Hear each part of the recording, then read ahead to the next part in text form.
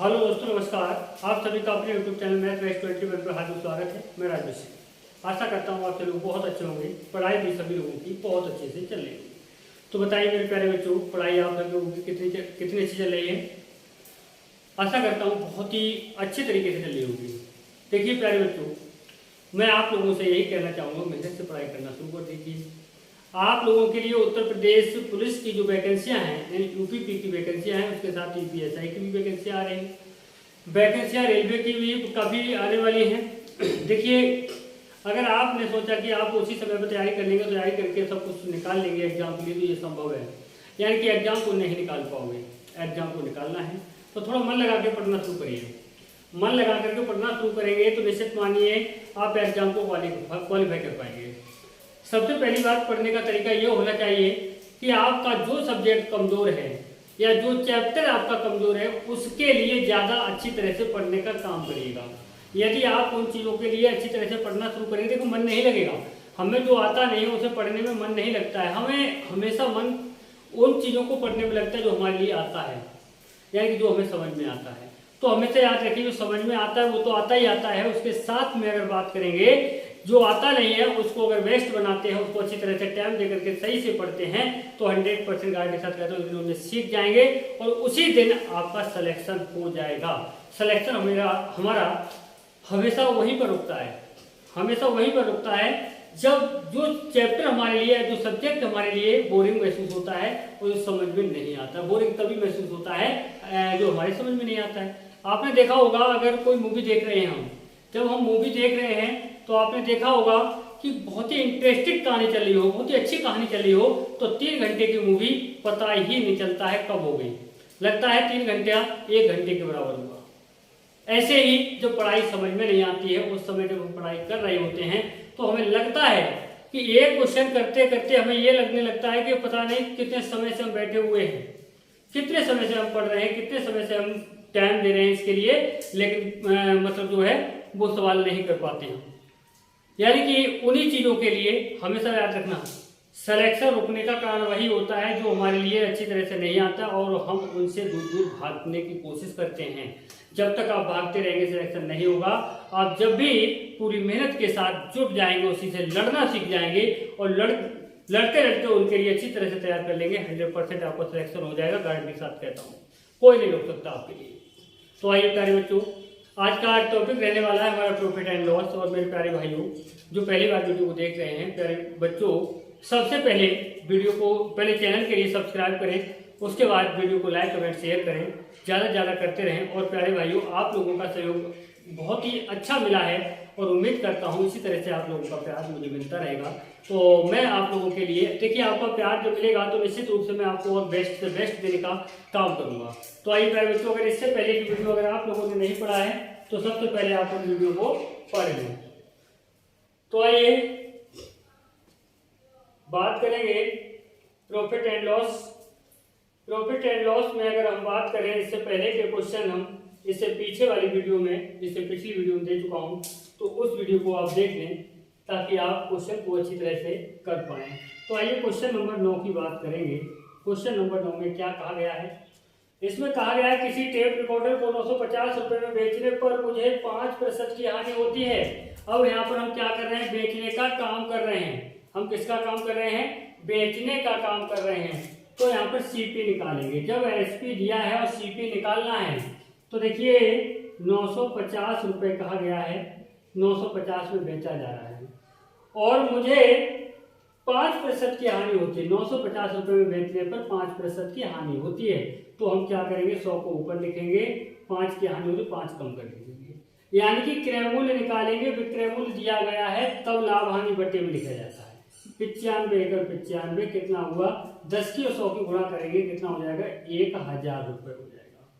यहाँ पर क्या कहा गया है? उसे 1040 रुपए में बेचने पर उसका विक्रय मूल्य कहा गया है 1040 रुपए में बेचने पर। 1040 रुपए में बेचने पर मुझे कितने प्रतिशत लाभ होगा? अब एक बात सोचिए, 1000 में खरीदा है और 1040 में बेचा है तो प्रॉफिट कितना हो रहा है? 40 रुपए का हो रहा है। प्रतिशत लाभ पूछा जा रहा है तो लाभ ऊपर लिखेंगे, किस पर हो रहा है? 1000 पर हो रहा है प्रतिशत में चेंज करने के लिए गुणा 100 से करेंगे। 2 जीरो से 2 जीरो कटेगा, जीरो से जीरो कटेगा, तो ये कितना होगा हमारा 4%। कितना प्रतिशत लाभ हुआ? 4% लाभ हुआ, यानी कि ऑप्शन दूसरा यहाँ पर हमारा बिल्कुल सही जवाब होगा। ऑप्शन दूसरा बिल्कुल सही जवाब होगा। आइए अब बात करेंगे नेक्स्ट क्वेश्चन, और नेक्स्ट क्वेश्चन होगा क्वेश्चन नंबर 10। इसमें क्या कहा गया है? एक घड़ी 144 रुपए में बेची गई। कितने रुपए में बेची गई? 144 रुपए में बेची गई। यदि लाभ की प्रतिशतता संख्यात्मक रूप से उसके क्रय मूल्य के बराबर हो, यानी कि जो लाभ हो वो क्रय मूल्य के बराबर हो, तो घड़ी का क्रय मूल्य कितना था? यहाँ पर जब लाभ की बात करें तो आप इसको इस तरह से फैक्टर करेंगे। आपको क्या करना है? संख्यात्मक रूप में बात कर रहा हो तो आपको क्या करना है? इसके फैक्टर करना है। 18 और 8 की गुणा करेंगे कितना? 144 आ जाएगा। तो इनका जो डिफरेंस है वो कितना आना चाहिए? 10 आना चाहिए। ये कब जब प्रतिशत लाभ की बात करेगा तब अंतर कितना आना चाहिए? फैक्टर करने पर इसके 10 आना चाहिए। उसके बाद में क्या करेंगे? जीरो लगा देंगे। क्या लगा देंगे? जीरो लगा देंगे। जीरो लगाने के बाद में जब लाभ की बात कर रहा है तो छोटी वाली संख्या हमारा उत्तर हो जाएगा और कुछ भी नहीं करना है। या यहाँ पर इस तरह से भी उत्तर दे सकता है 80 या 180, इस तरह से उत्तर दे सकता है। अगर इस तरह से दिया है तो ये लगाएंगे ऑप्शन में, ऑप्शन के ऊपर डिपेंड करेगा कि ऑप्शन में किस तरह से दिया है। तो यहाँ पर कितना होगा हमारा? 80 रुपए होगा, यानी कि ऑप्शन दूसरा बिल्कुल सही जवाब होगा। ऑप्शन दूसरा क्या होगा? बिल्कुल सही जवाब होगा। तो प्यारे बच्चों, मेहनत करते रहेंगे, मेहनत का फल मीठा होता है। आइए नेक्स्ट क्वेश्चन 11। इसमें क्या कहा गया है? एक रेडियो को 990 रुपए में 10% के लाभ पर बेचा जाता है, तो यहाँ पर भी आपको क्रय मूल्य निकालना होगा। 990 रुपए में 10% के लाभ पर बेचा गया है, तो विक्रय मूल्य दिया गया है, तो आप 100 ऊपर लिखेंगे, लाभ को जोड़ देंगे, कितना हो जाएगा? 110, जीरो से जीरो, 11 ने 99, 9 की और 100 की गुणा करोगे तो कितना हो जाएगा? 900 रुपए हो जाएगा। यदि उसे 890 रुपए में बेचा गया होता, कितने में बेचा गया होता? 890 रुपए में बेचा गया होता। 890 रुपए में बेचा गया होता तो उस पर कितना वास्तविक लाभ या हानि होती? तो एक बात सोचिए, 900 रुपए में आपने खरीदा, 890 रुपए में बेचा, तो यहाँ पर क्या हुआ? लॉस ही तो हुआ। तो कितना लॉस हुआ?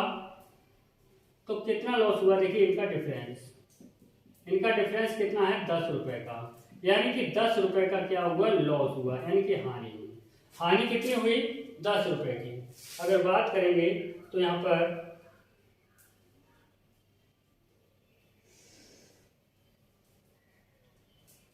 क्वेश्चन नंबर 11 बात करेंगे तो यहाँ पर बात यानी कि 10 रुपए हानि, ऑप्शन पहला हमारा बिल्कुल सही जवाब होगा। ऑप्शन पहला बिल्कुल सही जवाब होगा। आइए क्वेश्चन नंबर 12 की बात करेंगे, और क्वेश्चन नंबर 12 में क्या कहा गया है? यदि किसी वस्तु के विक्रय मूल्य पर परिकलन करने पर, किस पर? विक्रय मूल्य पर। बस यही ध्यान रखना क्वेश्चन में दिया क्या क्या है, क्वेश्चन में क्या क्या दिया है, क्वेश्चन में पूछा क्या है। जिसने ये पहचानना शुरू कर दिया उसने क्वेश्चन ऑटोमेटिक आप करना शुरू कर देंगे। परिकलन करने पर लाभ की प्रतिशतता 20% हो, तो 20% के लिए आप भिन्न के रूप में बदलेंगे तो 20 बटे कितना हो जाएगा? 100। 20 एकम 20, 20 पंजे 100। ये क्या है? आपका प्रॉफिट है, और ये क्या है? आपका एसपी। क्यों? यहाँ पर विक्रय मूल्य पर कह रहा है, विक्रय मूल्य पर परिकलन करने पर यानी कि विक्रय मूल्य पर लागू हो रहा है, तो विक्रय मूल्य 5 है और लाभ कितना है? 1 रुपए है। अब यहाँ पर पूछा क्या गया है? यहाँ पर पूछा गया है तो क्रय मूल्य पर परिकलन करने पर लाभ की प्रतिशतता हो, तो पहले क्रय मूल्य निकालिए। अगर आप क्रय मूल्य निकालेंगे, सीपी निकालेंगे, तो क्या करेंगे? जो विक्रय मूल्य है उसमें से लाभ को माइनस करेंगे, यानी 5 में से 1 माइनस करेंगे तो कितना होगा? 4 रुपए होगा। कितना होगा? 4 रुपए। 4 रुपए क्या है यहाँ पर? क्रय मूल्य। और प्रतिशत लाभ पूछा है किस पर? सीपी पर पूछा है, तो लाभ कितना हुआ 1 का, किस पर हुआ 4 पर, गुणा कितना है 100%। 4 से भाग देंगे कितना आएगा आपका 25% लाभ हुआ। कितना लाभ हुआ 25% का लाभ हुआ। अगर बात करेंगे तो ऑप्शन तीसरा यहाँ पर बिल्कुल सही जवाब होगा। तीसरा ऑप्शन हमारा बिल्कुल सही जवाब होगा। आइए अब बात करेंगे नेक्स्ट क्वेश्चन, और नेक्स्ट क्वेश्चन है 13 नंबर। इसमें कहा है रीचा ने कोई वस्तु इसकी सूची मूल्य के 4/5 पर खरीदी। सूची मूल्य के 4/5 पर खरीदी। अब बात यह है सूची मूल्य क्या है, हमें सूची मूल्य तो पता नहीं है। अब सूची मूल्य जो नहीं पता है उसके लिए हम मान भी तो सकते हैं, कितना 100 मान। और कितने में खरीदा 4/5 में। सूची मूल्य के 4/5 में, सूची मूल्य कितना था 100 था, इसका 4/5 कितना होगा, 5 से भाग दो, 5 × 10 कितना हुआ आपका 80 रुपए हुआ। तो क्रय मूल्य कितना हुआ 80 रुपए। अब आगे क्या कहा गया है, इसे सूची मूल्य से 20% अधिक पर बेचा गया। जो सूची मूल्य है उसके 20% अधिक पर बेचा गया। अब सूची मूल्य 100 रुपए है, अब 20% अधिक पर, तो 100 में 20 जोड़ कितना हुआ 120 पर बेचा गया। कितने बेचे 120 में। अब 80 में खरीदा, 100 में 20 में बेचा, तो क्या हुआ यहाँ पर प्रॉफिट हुआ कितने का हुआ 40 का हुआ। अब बात करेंगे प्रतिशत लाभ बराबर 40 का लाभ हुआ किस पर हुआ क्रय मूल्य पर। 80 गुणा कितना है 100, 40 दूनी कितना होता है 80, 2 पंजे कितना हुआ 10, कितना आया हमारा 50% का क्या हुआ यहाँ पर लाभ हुआ। 50% का लाभ हुआ, यानी कि बात करेंगे तो ऑप्शन पहला हमारा यहाँ पर बिल्कुल सही जवाब होगा। पहला ऑप्शन हमारा बिल्कुल सही जवाब होगा। तो देखिए प्यारे बच्चों, आज के लिए इतना ही, और बहुत ही प्यारे प्यारे क्वेश्चन थे। इन क्वेश्चनों के लिए बहुत ही अच्छे तरीके से समझेंगे और 100% आप लोगों के समझ में आएगा। देखिए एक बात मैं फिर कह दूं आप लोगों से, यदि आप लोगों के लिए और बेस्ट तरीके से पढ़ना है तो आप हमारे प्ले लिस्ट में जाकर के, जैसे कोई भी चैप्टर आपका कंप्लीट नहीं हो पाया है तो उसके लिए प्ले लिस्ट में जाकर के आपके लिए देखेंगे तो सारी चैप्टरों की वीडियो दी गई है। उन सभी वीडियो को अगर आप सही से देखेंगे निश्चित रूप से आप समझ पाएंगे और कर पाएंगे। यानी कि एग्जाम हॉल में जाकर के आपको बिल्कुल भी पछताना नहीं पड़ेगा कि ये क्वेश्चन हमसे नहीं हो पाया, हम इस टाइप के क्वेश्चनों को नहीं पढ़ पाए। तो प्यारे बच्चों मेहनत करते रहिए, यानी कि बन के दिखाइए कुछ ऐसा जो सभी बनना चाहे आपका जैसा, आपके जैसा। तो प्यारे बच्चों अब मिलेंगे नेक्स्ट वीडियो के साथ। जय हिंद, जय भारत।